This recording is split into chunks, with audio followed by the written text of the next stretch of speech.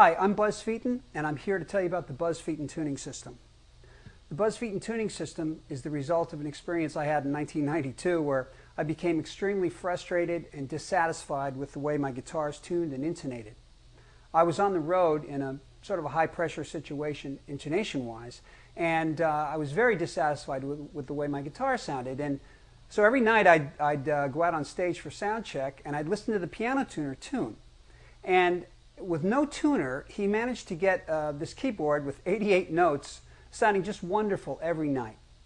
And yet my guitar, with only 6 strings, it sounded terrible every night. So at that point, I sort of threw away the rule book and I said, you know, I'm gonna get my guitar to sound good to me, so that it sounds right to me, and I don't care if it's following the rules or not, because like everyone else, I would have my guitars tuned and intonated to the standard method, meaning having the open strings read 0 on a tuner and intonating the 12th fret pitches also to read 0. And every time I did that, I'd have problems between chord shapes. One chord shape would sound good, and another chord shape would sound terribly out of tune. I'm sure that anyone that's ever tried to intonate a guitar to the standard method has experienced the following problem. You'll set everything up by the book, you'll make everything read 0 on a tuner, and you'll take the guitar off the bench and you'll play the following 2 chords, and this is what it'll sound like. The bar A chord just sounds perfect, and then you'll play a bar D shape and it'll just sound dreadful.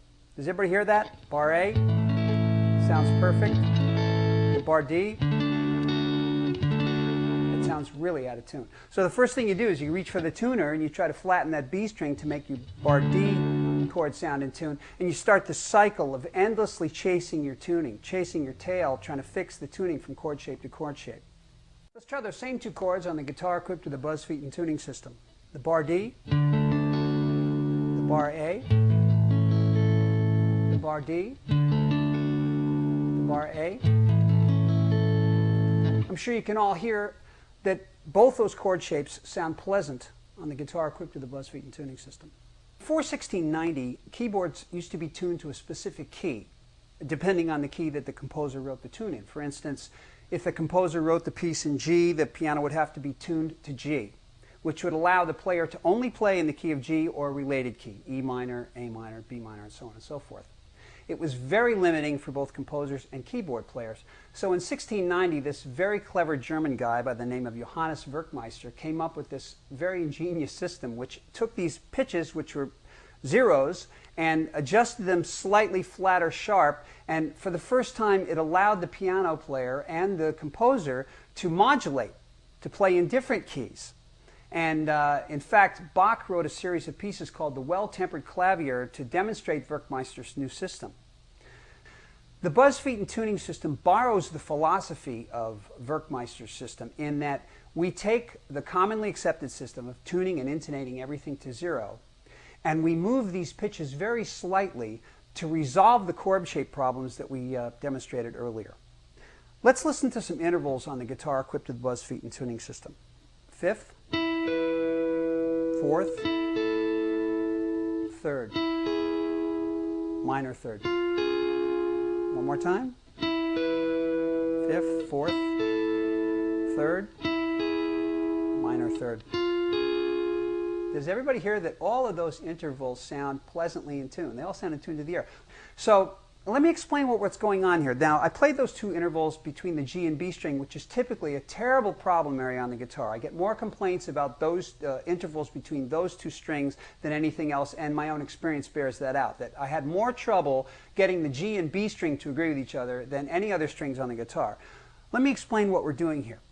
When Werkmeister developed his system, he realized that one of the geniuses of his discovery was that he recognized that the human ear will tolerate the pitch adjustment of a perfect interval, meaning a 4th, 5th, or an octave. In other words, we don't notice if a 5th, 4th, or an octave is slightly sharp or flat.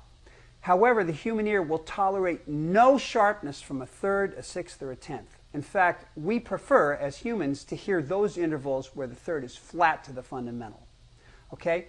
So what Werkmeister did is he borrowed small amounts of pitch from perfect intervals, meaning 4ths, 5ths, and octaves, in order to so-called sweeten up the 3rds, the 6ths, and the 10ths. The Buzz Feiten tuning system uses the same techniques, and let me describe the way we do it. On guitars equipped with the tuning system, we intonate our B strings either dead on to themselves or slightly flat to themselves. In contrast, we tune our G strings flat but intonate them sharp. So let me follow me on this, because this is exactly what Werkmeister did. He would take a fifth and he'd flatten it very slightly so that when he played a third using a different key, suddenly that third would sound more acceptably pleasant, because the human ear wants to hear the third narrower than it wants to hear the fifth. So if on the Buzz Feiten tuning system we've tuned the B string to itself, but we've intonated it either dead to zero or slightly flat to itself. In contrast, if we take the G string and it's tuned to, let's say, -2, but intonated to +1, okay, what have we done to this interval? We've narrowed it, because the G string is playing a little bit sharp to itself. The B string is either playing dead on or slightly flat to itself, right? So if the G string is playing slightly sharp and the B string is playing slightly flat, we've narrowed this interval. But listen to how much it improves the third. Everybody hear that? And yet, hear the fifth? The fifth still sounds good. Everybody agree? So that's what we've done. We've been able to identify these very small windows of opportunity that we have to sweeten up some of the problem areas on the guitar.